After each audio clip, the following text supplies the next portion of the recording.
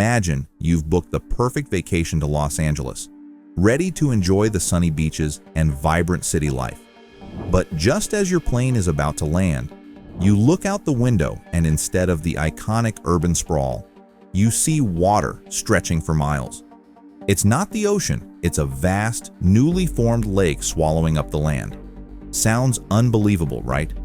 Well, this isn't science fiction. It's a reality California may soon face, as a long-lost lake is on the verge of reappearing after more than a century of being dry. But why did this lake disappear? And how will he reappear? Stay until the end of the video to find out.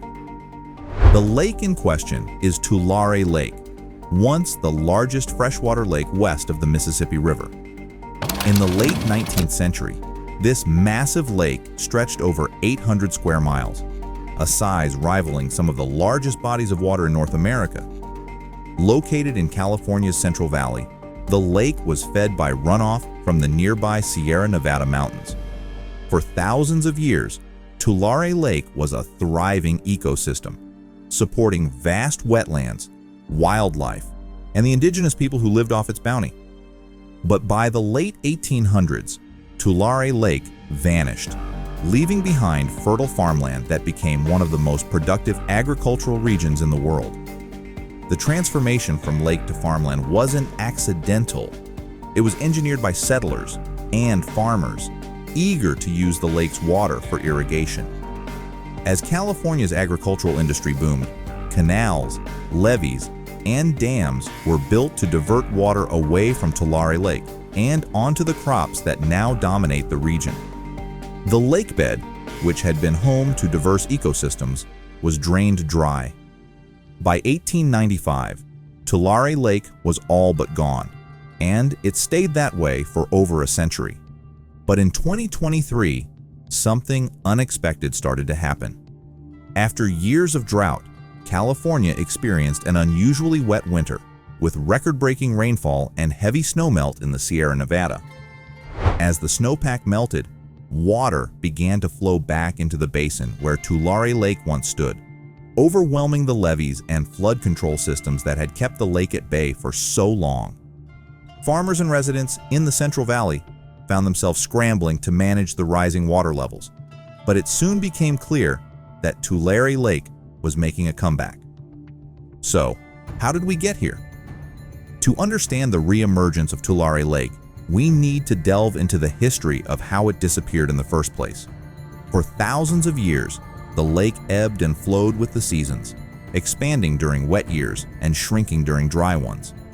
The indigenous people of the region lived in harmony with this natural cycle, relying on the lake's fish, waterfowl, and fertile floodplains to sustain their communities. However, with the arrival of European settlers in the 19th century, the balance between nature and human activity began to shift dramatically. As the Central Valley became one of the most sought-after agricultural regions in the U.S., farmers and engineers set out to control the water supply. The construction of irrigation systems, including dams and canals, diverted the rivers that fed Tulare Lake, turning its bed into some of the richest farmland in the country. While this transformation brought enormous economic benefits, it also came at a significant environmental cost. By the early 20th century, nearly 95% of the wetlands in California's Central Valley had disappeared, replaced by crops like cotton, tomatoes, and almonds. The drying of Tulare Lake was hailed as a triumph of human ingenuity over nature, but the long-term consequences were largely ignored. The region's reliance on intensive irrigation began to strain the local water supply, leading to issues like land subsidence, where overpumping of groundwater caused the ground to sink. As water was extracted from deep underground aquifers, the land above began to compact, making it increasingly difficult to store water in the future. Fast forward to 2023, and California's Central Valley is facing the perfect storm. After a decade of severe drought, the state's water infrastructure is being pushed to its limits by an unprecedented amount of rain and snowmelt. The same systems that once drained Tulare Lake are now struggling to manage the influx of water. levees that have held for decades are beginning to fail, flooding farmland and threatening homes, towns, and vital infrastructure. The return of Tulare Lake is not just a freak occurrence. It's the result of a series of environmental and human-made factors converging in ways that we didn't fully anticipate. But why is Tulare Lake's reappearance such a big deal? First, the sheer volume of water flowing back into the basin is staggering. As of early 2023, the amount of water already filling Tulare Lake exceeds that of nearly all of California's reservoirs combined. This has caused widespread flooding, particularly in Kings County, where much of the old lake bed is now prime farmland. Thousands of acres of crops have already been lost, and the economic damage could be in the billions of dollars. Farmers are scrambling to protect what they can, but many fear that the rising waters will soon make large parts of the Central Valley unusable for agriculture. Moreover, the return of Tulare Lake has profound implications for the people living in its path. Many of the farm workers in the area are undocumented immigrants, meaning they have limited access to government assistance and disaster relief. The flooding has already displaced hundreds of families, and more evacuations are likely as the water continues to rise. For these communities, the re-emergence of the lake is not just a natural disaster, it's a humanitarian crisis. On top of that, the environmental consequences of Tulare Lake's return are complex and far-reaching. While the lake was once a biodiverse habitat, its modern reincarnation is unlikely to bring back the same ecosystems that existed before it was drained. The Central Valley's wetlands are long gone, and much of the land that is now underwater has been heavily altered by agriculture. The soils are packed with fertilizers, pesticides, and other chemicals that could leach into the water, creating a toxic environment for both wildlife and people. And then there's the issue of what comes next. Experts predict that the flooding in Tulare Lake's basin could last for years, as the Sierra Nevada snowpack continues to melt and refill the lake. Even if the immediate floodwaters recede, the region will likely face long-term challenges in managing its water resources. The Central Valley's reliance on groundwater has already caused irreversible damage to the aquifers that once supplied the area with fresh water.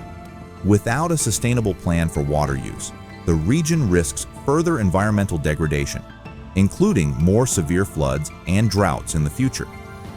In a way, Tulare Lake's reappearance serves as a stark reminder of the delicate balance between human activity and the natural world. For over a century, we thought we had tamed this once mighty lake, transforming it into a breadbasket for the nation. But as climate change intensifies and weather patterns become more unpredictable, we're starting to see the limits of our control. The return of Tulare Lake is a wake-up call, a reminder that nature, no matter how hard we try to contain it, will always have the final say. So, what can we learn from this unfolding disaster? First, we need to rethink our relationship with water in the Central Valley and beyond. The current system of diverting rivers and overpumping groundwater is not sustainable, especially as the impacts of climate change become more severe. We need to invest in smarter water management practices, such as restoring wetlands, improving irrigation efficiency, and finding ways to capture and store water during wet years so that we're better prepared for the inevitable dry spells. Second, we need to recognize the human cost of environmental mismanagement. The communities living in the path of Tulare Lake are among the most vulnerable in California, and they are the ones who will bear the brunt of this disaster. It's essential that we provide them with the support they need, not just in the immediate aftermath of the floods, but in the long term as they rebuild their homes and livelihoods. In the end, the story of Tulare Lake is not just about a disappearing and reappearing lake. It's about the choices we make as a society and the consequences of those choices. As Tulare Lake rises once again, we are reminded that our actions have a lasting impact on the planet, and that the natural world, no matter how much we alter it, will always find a way to push back. And do you believe that Tulare Lake can really reappear? Let me know with a comment below. And if you liked the video, don't forget to like and subscribe to the channel for more future content.